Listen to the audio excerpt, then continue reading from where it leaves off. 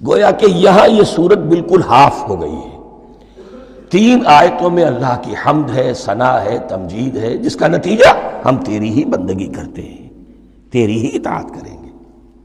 لیکن اب اس کے بعد سوال ایاک نستعین، اسی کی جو استعانت کیا درکار ہے ہمیں؟ ہدایت۔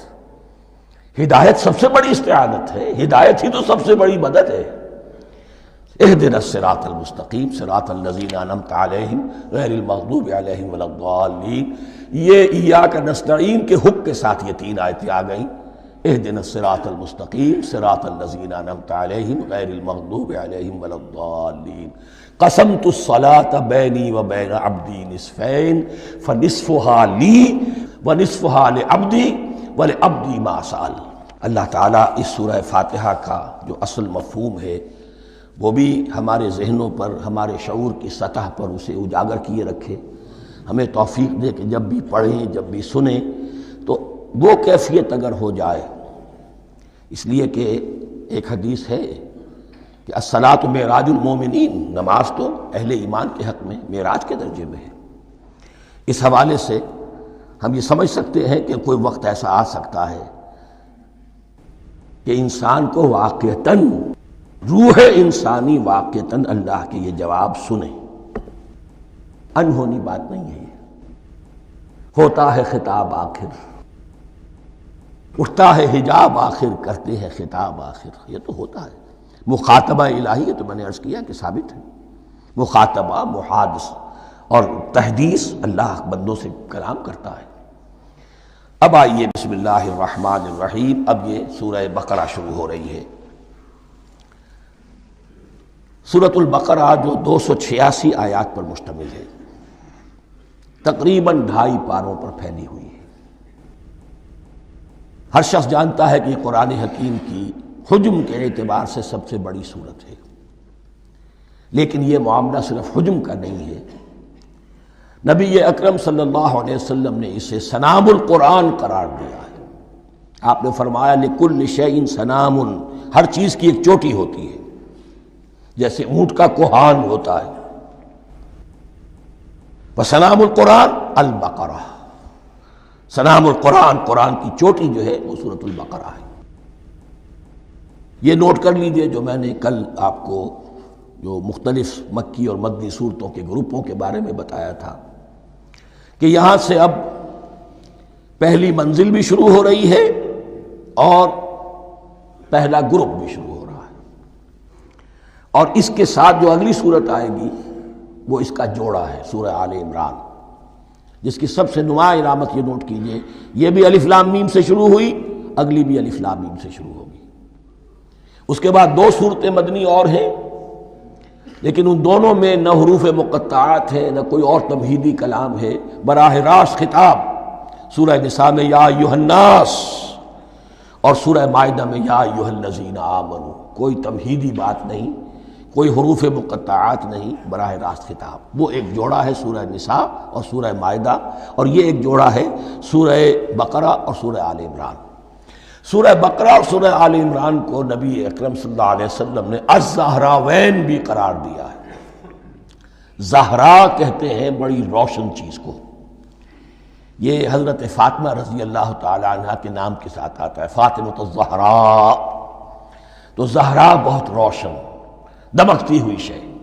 الزہراوین، یہ 2 نہایت دمکتی ہوئی صورتیں ہیں جو قیامت کے دن 2 بدلیوں کی شکل میں ظاہر ہوں گی، حضور نے فرمایا، اور جو لوگ ان صورتوں سے محبت کرتے تھے ان پر سایہ کریں گی۔ اللہم ربنا اجعلنا منہم، ہمیں اللہ تعالیٰ ان میں شامل فرما دے۔ اس سورہ مبارکہ کو 2 حصوں میں تقسیم سمجھیے۔ ویسے تو یہ کہ رکوع آئیں گے، پارے بھی بدلیں گے اس میں، لیکن حصے 2 ہیں۔ پہلے حصے میں اصل روح سخن سابقہ امت مسلمہ سے ہے، یہود سے، بنی اسرائیل سے۔ دوسرے حصے میں اصل خطاب موجودہ امت مسلمہ سے ہے، امت محمد سے صلی اللہ علیہ وسلم۔ پہلے حصے میں 18 رکوع ہیں، لیکن آیات 152 ہیں۔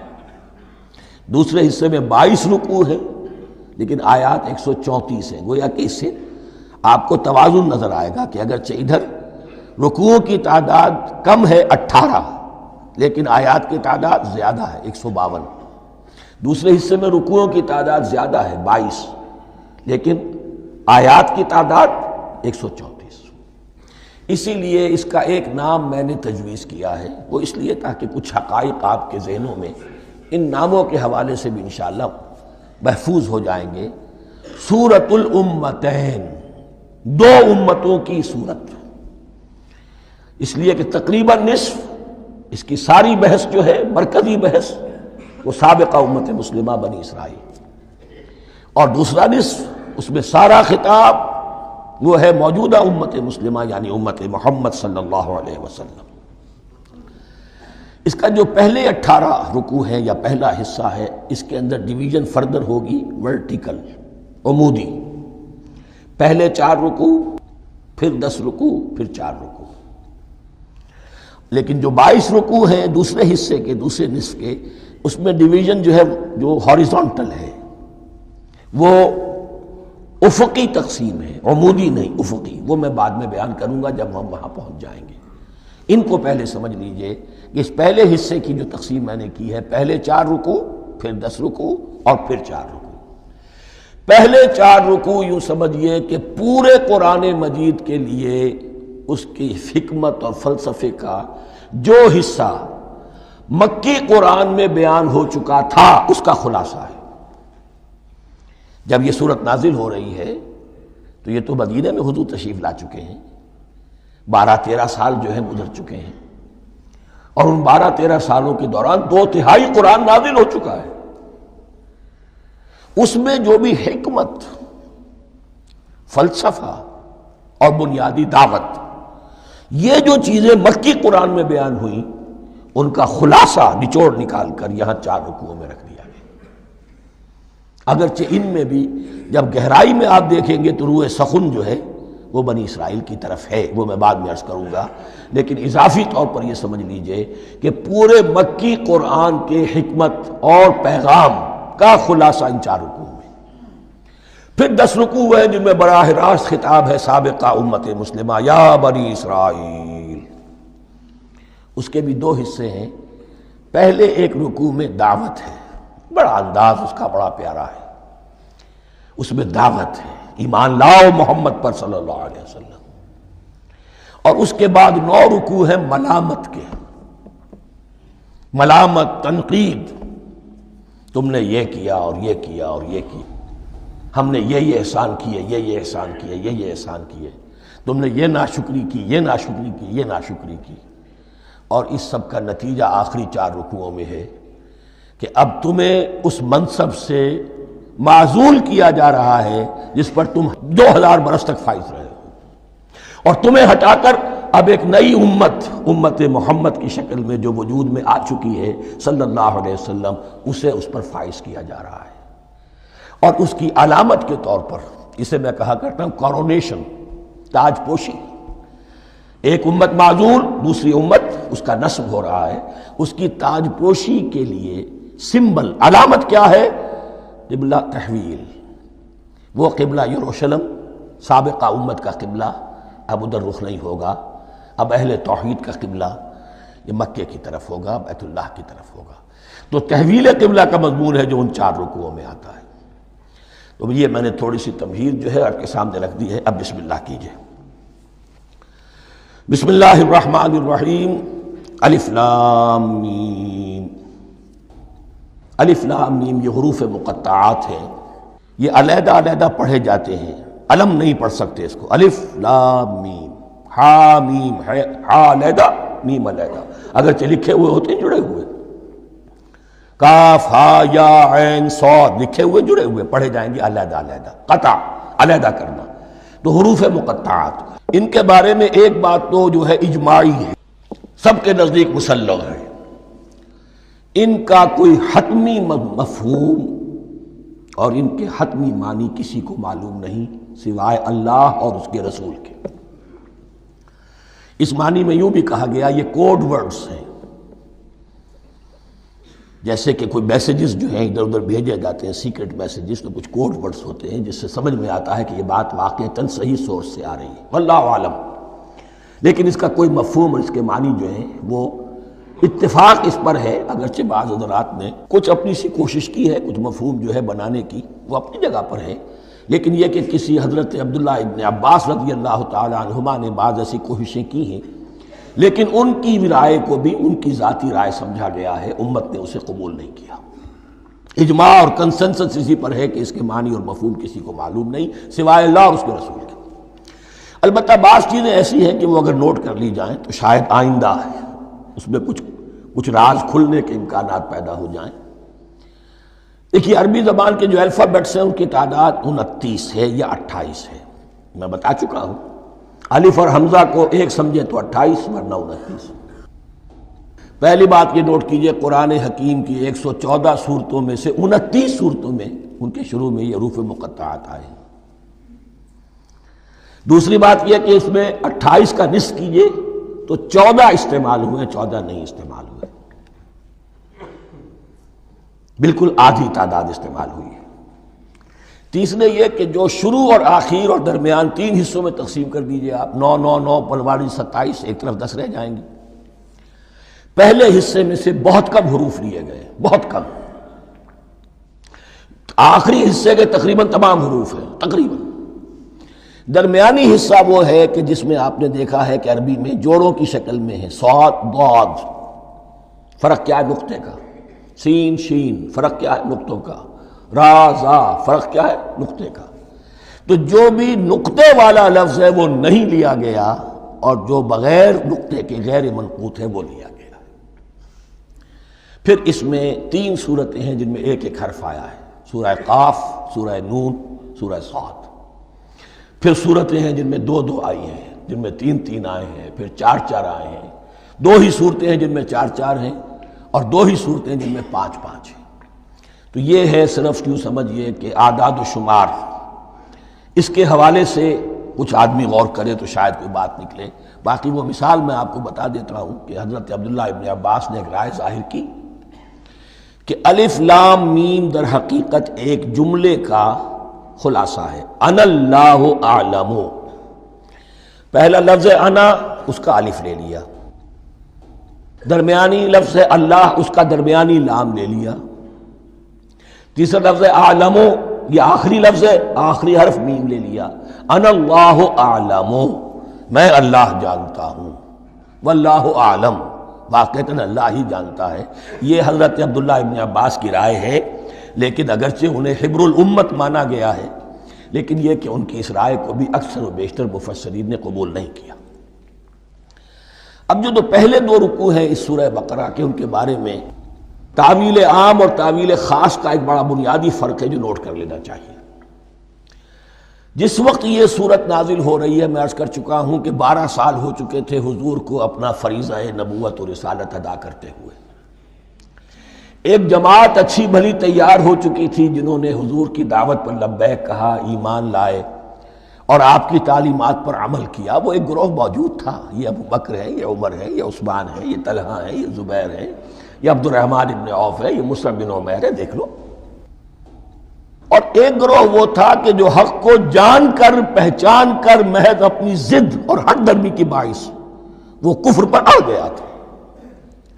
اور اب ایک تیسرا گروہ پیدا ہو رہا تھا مدینے میں آ کر، وہ ابھی ایمبریونک سٹیج میں ہے، کہ جو داعی ہے، مدعی ہے کہ ہم مانتے ہیں لیکن حقیقت میں نہیں مانتے۔ یہ 3 قسم کے گروہ دنیا میں ہمیشہ پائے جائیں گے، ہمیشہ۔ اب میں اس کو لا رہا ہوں تعویل عام کی طرف۔ جب بھی کبھی کوئی دعوت اٹھے گی انقلابی، ایک ہوتا ہے واعظ و نصیحت، ٹھیک ہے، جس نے بھی فائدہ اٹھایا اٹھا لیا۔ ایک ہوتی ہے دعوت انقلابی، وہ انقلابی دعوت کا ہدف ہوتا ہے نظام کو بدلنا۔ نظام بدلتا ہے تو ظاہر بات ہے کہ جو لوگ اس نظام میں جن کے ویسٹڈ انٹرسٹ ہیں اور جن کو پریولیجز حاصل ہیں، جن کے مفادات ہیں، وہ تو لازماً اپنے نظام کا تحفظ کریں گے۔ ٹکراؤ ہوگا، تصادم ہوگا، تصادم میں جانی نقصان بھی ہوگا، مالی نقصان بھی ہوگا۔ یہ گویا کہ کسی انقلابی دعوت کے لوازم ہیں۔ اگر یہ شاید نہ ہو تو ان دعوت انقلابی ہے ہی نہیں۔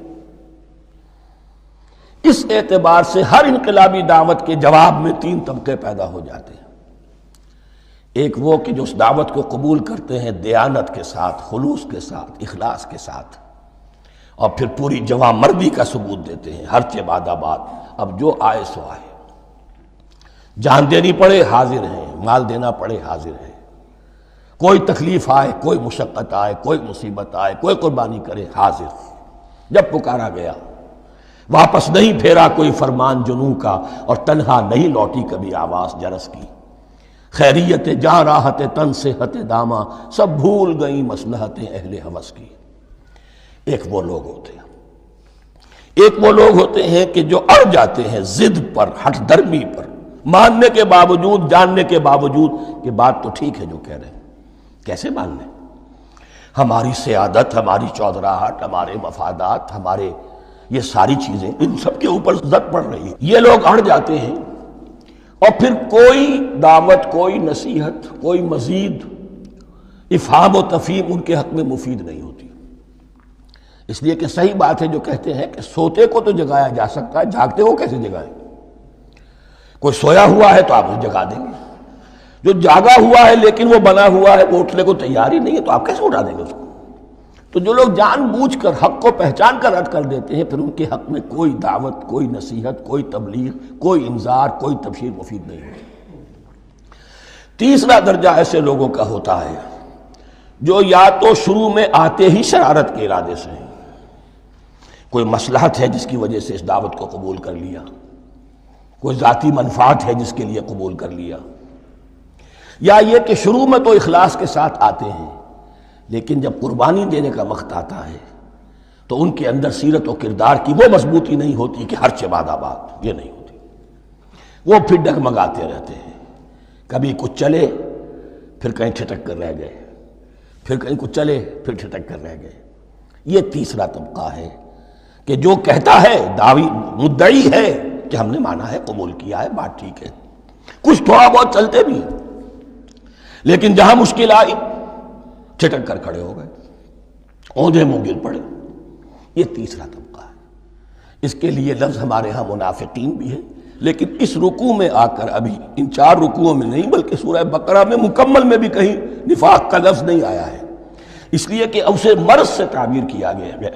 یہ مرض ہے ایک، اور اس مرض کے ذریعے سے لوگوں کے اندر جو ہے وہ ایک نفاق کا بیج پڑ رہا ہے، جو ظاہر ہوگا تو منافقت پوری کی پوری کھل کر سامنے آ جائے گی۔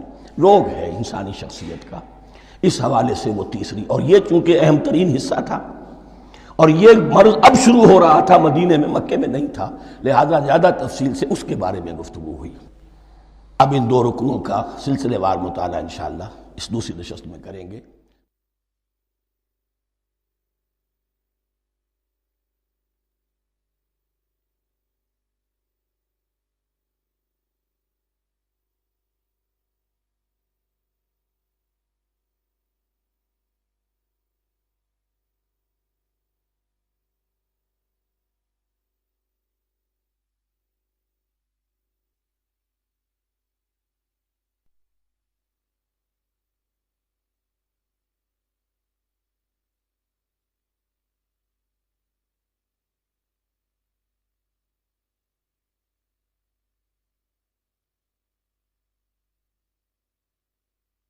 أعوذ بالله من الشيطان الرجيم.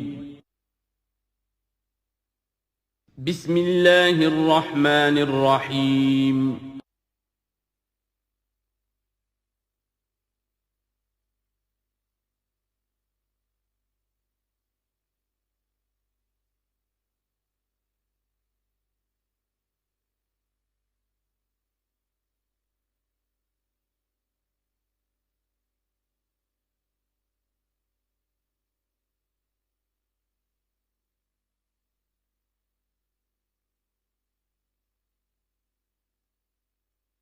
اعوذ باللہ من الشیطان الرجیم، بسم اللہ الرحمن الرحیم۔ الف لام میم، ذالک الکتاب لا ریب فیہ، صدق اللہ العظیم۔ الف لام میم حروف مقطعات ہیں جن کے بارے میں عرض کر چکا ہوں۔ ذالک الکتاب لا ریب فیہ، یہ وہ کتاب ہے، اس میں کوئی شک نہیں۔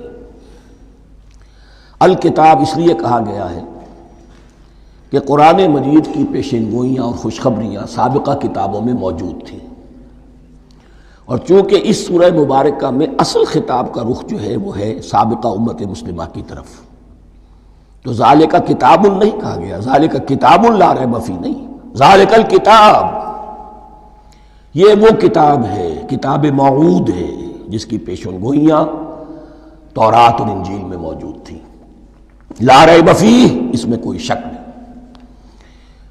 حرف اورا ریب نئے، تبدیل نئے، یہی الفاظ آئے ہیں سورہ سجدہ کے شروع میں بھی، الف لام میم تنزیل الکتاب لا ریب فیہ رب العالمین، لا ریب فیہ من رب العالمین، فیہ ھدی للمتقین، فیہ دونوں طرف مل سکتا ہے، لا ریب فیہ اسے معانقہ کہتے ہیں، لا ریب فیہ پڑھیں گے تو ھدی سے شروع کر دیں گے، لا ریب پر ختم کر دیں گے تو فیہ ھدی للمتقین، یہ دونوں معنی درست ہوں گے۔ ھدی للمتقین یہ ہدایت ہے، رہنمائی ہے اہل تقوی میں جو بچنا چاہیں۔ تقوی کا اصل مفہوم سمجھ لیجئے، وقا یقی کسی کو بچانا، تقوی خود بچنا۔ جن لوگوں کے اندر فطرت سلیمہ ہوتی ہے ان میں اخلاقی حس موجود ہوتی ہے، وہ بری چیز سے بچنا چاہتے ہیں، بھلی کو حاصل کرنا چاہتے ہیں، وہ لوگ ہیں کہ جو گویا کہ اس قرآن کا اصل مخاطب ہے، وہی اس سے استفادہ کر سکیں گے۔ الذین یؤمنون بالغیب، اب ان کے کچھ اوصاف، یہ اصل میں بہت زیادہ واضح ہوتا ہے تعویل خاص کے اعتبار سے کہ دیکھ لو درخت کو اپنے پھل سے پہچانتے ہیں، اس قرآن کے پھل موجود ہیں نا، یہ ابو بکر اور عمر اور عثمان اور علی کون ہیں؟ یہ جو مہاجرین آئے ہیں چل کر، مدینے والوں دیکھو یہ کون ہیں، ان کی شخصیتیں کیا ہیں، ان کا کردار کیا ہے، ان کے اوصاف کیا ہے، یہ کس درخت کے پھل ہیں، یہ اس بینہ کے پھل ہیں، یہ اس ذکرہ کے پھل ہیں، بینہ رسول من اللہ یتلو صحفا مطہرۃ فیہا کتب قیمہ، یہ اس شجرہ مبارکہ کے پھل ہیں، دیکھ لو ان کے کیا شب و روز ہیں، الذین یؤمنون بالغیب، جو غیب پر ایمان رکھتے ہیں۔ تعویل عام کے اعتبار سے اس کا بہت اہم مفہوم ہوگا، جو یہ طے کر لے کہ سوائے مادے کی دنیا کے مجھے اس سے آگے جانا ہی نہیں، unless I can verify۔ آپ کو معلوم ہے کہ میٹیریل جو حقائق ہے وہ تو آپ ویریفائی کر سکتے ہیں، آنکھ سے دیکھ سکتے ہیں، کان سے سن سکتے ہیں، ویریفائڈ ہے۔ جو یہ سمجھ لے گا کہ اس کے بیونڈ کچھ نہیں ہے، اس کے لیے قرآن میں کوئی ہدایت نہیں۔ ہدایت قرآنی کا نقطہ آغاز یہ ہے کہ انسان یہ سمجھ لے کہ جو اصل حقیقت ہے وہ مستور ہے، نگاہوں سے چھپی ہوئی ہے، سامنے جو کچھ نظر آ رہا ہے۔ ایک انگلستان کے بہت بڑے فلسفی کی کتاب کا عنوان ہے appearance and reality, reality and appearance, Bradley کی کتاب۔ اپیئرنس جو کچھ نظر آ رہا ہے یہ حقیقت نہیں، حقیقت اس کے پیچھے ہے۔ اور کنفیوشس کا ایک جملہ ہے جو بہت بڑا حکیم اور فلسفی تھا، چین کا بہت بڑا حکیم اور فلسفی، اور ہو سکتا ہے کہ نبی ہو، واللہ عالم، ہم کہہ نہیں سکتے، اس کی تعلیم بڑی اخلاقی تعلیم ہے۔ اور اس کا جملہ سنیے، یہ یؤمنون بالغیب کی اس سے زیادہ صحیح تشریح ممکن نہیں ہے۔ There are certain things, there's nothing more real than what cannot be seen, and there's nothing more certain than what cannot be heard۔ وہ حقائق جو آنکھوں سے نہیں دیکھے جا سکتے اور کانوں سے نہیں سنے جا سکتے، ان سے زیادہ یقینی اور واقعی حقائق اور کوئی نہیں۔ There's nothing more real than what cannot be seen, and there's nothing more certain than what cannot be heard۔ الذین یؤمنون بالغیب وَيُقِيمُونَ الصَّلَاةَ، نماز قائم کرتے ہیں، وَمِمَّا رَزَقْنَاهُمْ يُنْفِقُونَ، اور جو کچھ ہم نے انہیں دیا ہے اس میں سے خرچ کرتے ہیں، خیر میں، بھلائی میں، نیکی میں، ابناء نو کی حاجات کو رفع کرنے میں، لوگوں کی تکلیفیں دور کرنے میں، خود اللہ کے لیے، اللہ کی رضا جوئی کے لیے، اللہ کو قرض حسنہ دیتے ہوئے۔ والذین یؤمنون بما انزل الیک وما انزل من قبلک، اور وہ کہ جو ایمان رکھتے ہیں اس پر بھی جو آپ پر نازل کیا گیا ہے محمد صلی اللہ علیہ وسلم، اور اس پر بھی کہ جو آپ سے پہلے نازل کیا گیا۔ یہ بہت اہم الفاظ ہیں، اس لیے کہ عام طور پر آج کل ہمارے ہاں یہ خیال پھیلا ہوا ہے کہ یہ تورات اور انجیل کے پڑھنے کا کوئی فائدہ نہیں، کوئی ضرورت نہیں۔ کوئی ضرورت نہیں کی حد تک تو شاید بات صحیح ہو، لیکن کوئی فائدہ نہیں، یہ بالکل غلط ہے۔ یہ ابتدا ہے قرآن کی، اور کس قدر اہتمام کے ساتھ کہا جا رہا ہے۔ ایمان صرف قرآن پر نہیں، اس پر بھی کہ جو اس سے پہلے نازل کیا گیا۔ اور سورہ نساء کی آیت، اور سورہ نساء نازل ہوئی ہے کہیں جا کر سن 6 ہجری میں، یا ایھا الذین آمنوا آمنوا باللہ ورسولہ والکتاب الذی نزل علی رسولہ والکتاب الذی انزل من قبل۔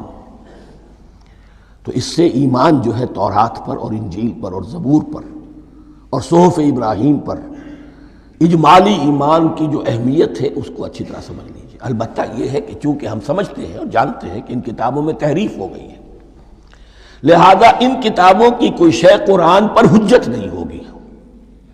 جو چیز قرآن سے ٹکرائے گی ہم اس کو رد کر دیں گے، ان کتابوں کی کسی شے کو دلیل کے طور پر نہیں لائیں گے۔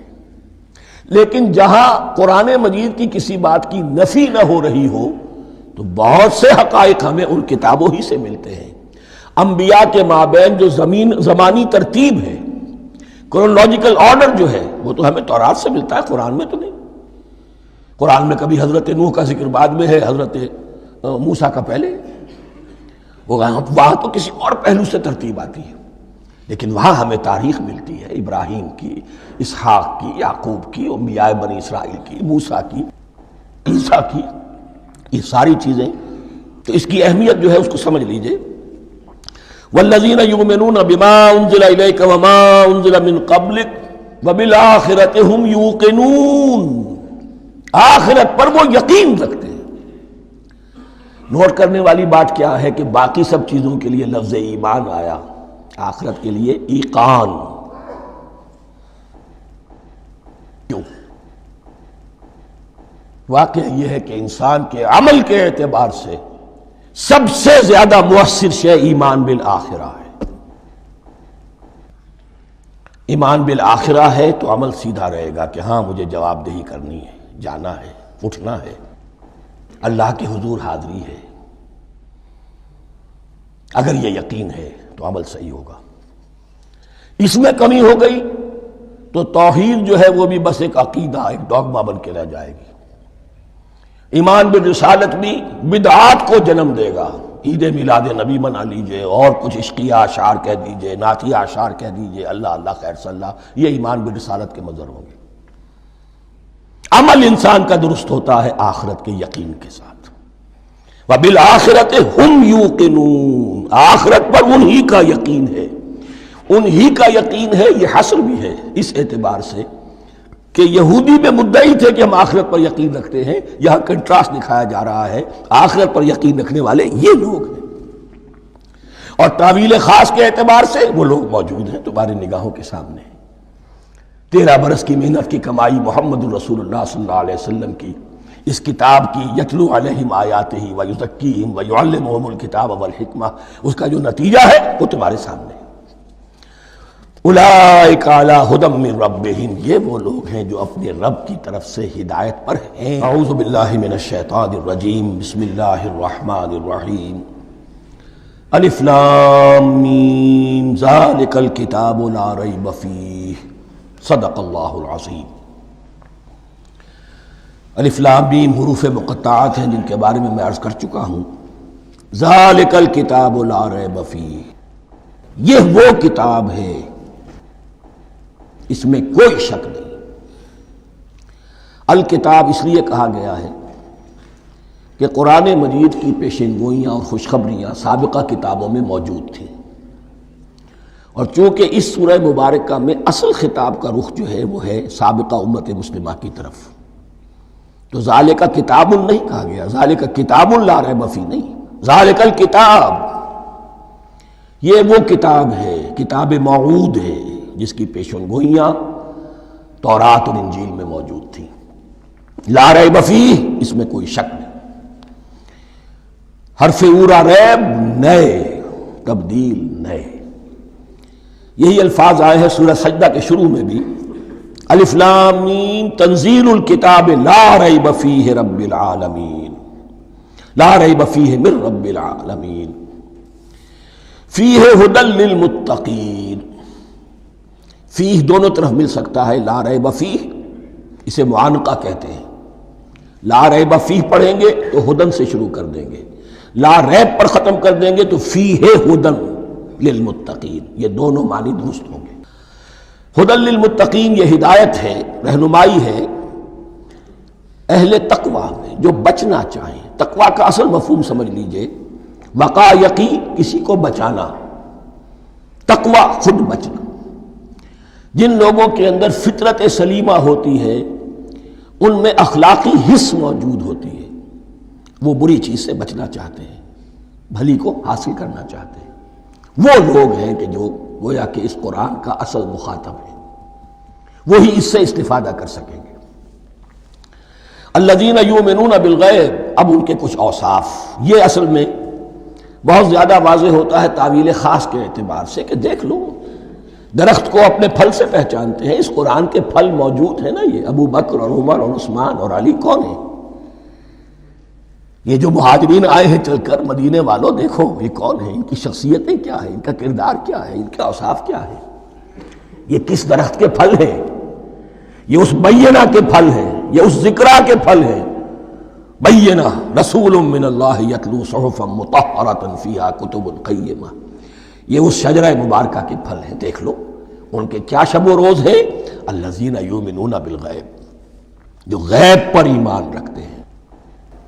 تعویل عام کے اعتبار سے اس کا بہت اہم مفہوم ہوگا جو یہ طے کر لے کہ سوائے مادے کی دنیا کے مجھے اس سے آگے جانا ہی نہیں، unless I can verify.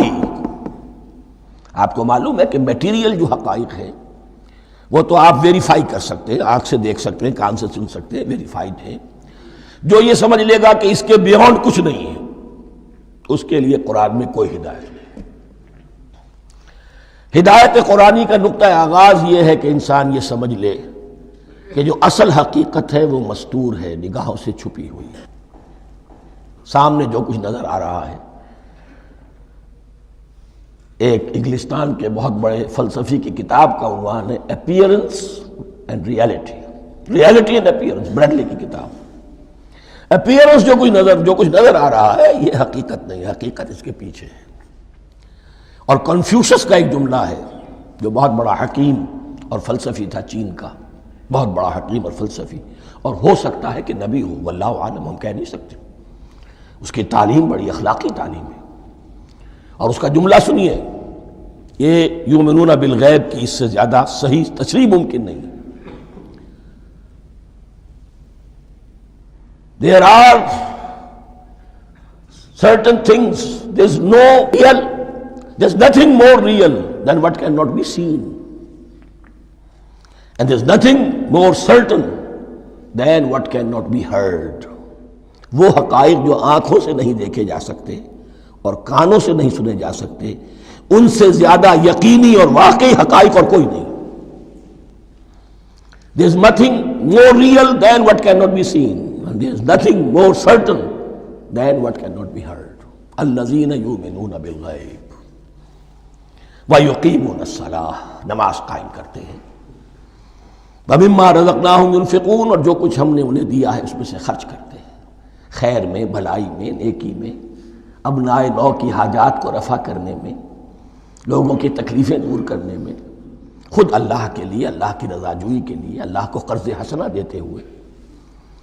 والذین یؤمنون بما انزل الیک وما انزل من قبلک، اور وہ کہ جو ایمان رکھتے ہیں اس پر بھی جو آپ پر نازل کیا گیا ہے محمد صلی اللہ علیہ وسلم، اور اس پر بھی کہ جو آپ سے پہلے نازل کیا گیا. یہ بہت اہم الفاظ ہیں، اس لیے کہ عام طور پر آج کل ہمارے ہاں یہ خیال پھیلا ہوا ہے کہ یہ تورات اور انجیل کے پڑھنے کا کوئی فائدہ نہیں، کوئی ضرورت نہیں. کوئی ضرورت نہیں کی حد تک تو شاید بات صحیح ہو، لیکن کوئی فائدہ نہیں، یہ بالکل غلط ہے. یہ ابتدا ہے قرآن کی، اور کس قدر اہتمام کے ساتھ کہا جا رہا ہے. ایمان صرف قرآن پر نہیں، اس پر بھی کہ جو اس سے پہلے نازل کیا گیا.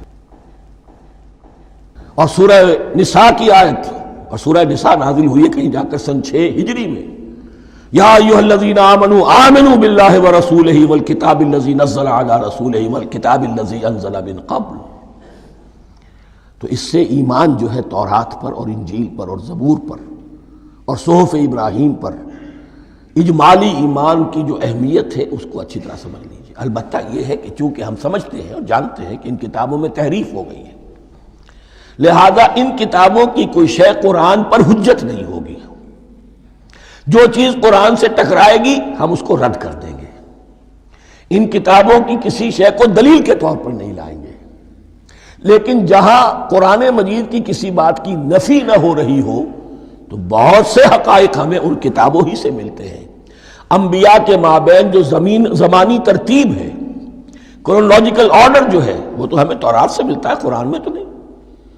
قرآن میں کبھی حضرت نوح کا ذکر بعد میں ہے، حضرت موسیٰ کا پہلے، وہاں تو کسی اور پہلو سے ترتیب آتی ہے، لیکن وہاں ہمیں تاریخ ملتی ہے ابراہیم کی، اسحاق کی، یعقوب کی، انبیاء بنی اسرائیل کی، موسیٰ کی، عیسیٰ کی، یہ ساری چیزیں۔ تو اس کی اہمیت جو ہے اس کو سمجھ لیجئے۔ والذین یؤمنون بما انزل الیک وما انزل من قبلک وبالآخرۃ ھم یوقنون، آخرت پر وہ یقین رکھتے ہیں۔ نوٹ کرنے والی بات کیا ہے کہ باقی سب چیزوں کے لیے لفظ ایمان آیا، آخرت کے لیے ایقان کیوں؟ واقعہ یہ ہے کہ انسان کے عمل کے اعتبار سے سب سے زیادہ مؤثر شے ایمان بالآخرہ ہے۔ ایمان بالآخرہ ہے تو عمل سیدھا رہے گا کہ ہاں مجھے جواب دہی کرنی ہے، جانا ہے، اٹھنا ہے، اللہ کے حضور حاضری ہے۔ اگر یہ یقین ہے تو عمل صحیح ہوگا۔ اس میں کمی ہو گئی تو توحید جو ہے وہ بھی بس ایک عقیدہ، ایک ڈوگما بن کے رہ جائے گی۔ ایمان بالرسالت بھی بدعات کو جنم دے گا۔ عید میلاد نبی منا لیجئے اور کچھ عشقیہ اشعار کہہ دیجئے، نعتیہ اشعار کہہ دیجئے، اللہ اللہ خیر صلی اللہ، یہ ایمان بالرسالت کے مظہر ہوں گے۔ عمل انسان کا درست ہوتا ہے آخرت کے یقین کے ساتھ۔ وَبِالْآخِرَةِ هُمْ يُوقِنُونَ، آخرت پر انہی کا یقین ہے، انہی کا یقین ہے۔ یہ حصر بھی ہے اس اعتبار سے کہ یہودی میں مدعی تھے کہ ہم آخرت پر یقین رکھتے ہیں، یہاں کنٹراسٹ دکھایا جا رہا ہے، آخرت پر یقین رکھنے والے یہ لوگ ہیں۔ اور تعویل خاص کے اعتبار سے وہ لوگ موجود ہیں تمہاری نگاہوں کے سامنے۔ 13 برس کی محنت کی کمائی محمد الرسول اللہ صلی اللہ علیہ وسلم کی، اس کتاب کی، یتلو علیہم آیاتہ ویزکیہم ویعلمہم الکتاب والحکمہ، اس کا جو نتیجہ ہے وہ تمہارے سامنے ہے۔ اولئک علی ھدی من ربہم، یہ وہ لوگ ہیں جو اپنے رب کی طرف سے ہدایت پر ہیں۔ وہ ابتدائی ہدایت بھی ان کے پاس تھی اور یہ تکمیلی ہدایت بھی، قرآن پر بھی ان کا یقین پورا ہے اور محمد کا اتباع بھی وہ کر رہے ہیں۔ وَأُولَٰئِكَ هُمُ الْمُفْلِحُونَ، اور یہی وہ لوگ ہیں جو فلاح پانے والے ہیں۔ فلاح کا لفظ بھی قرآن مجید کی بڑی اہم اصطلاح ہے، منزل مراد کو پہنچ جانا، کسی باطنی حقیقت کا عیا ہو جانا۔ اسی لیے اس پر پھر گفتگو انشاءاللہ ہوگی سورہ مومنون کے شروع میں، لیکن یہ کہ فلاح پانے والے، کامیاب ہونے والے اصل میں یہی لوگ ہیں۔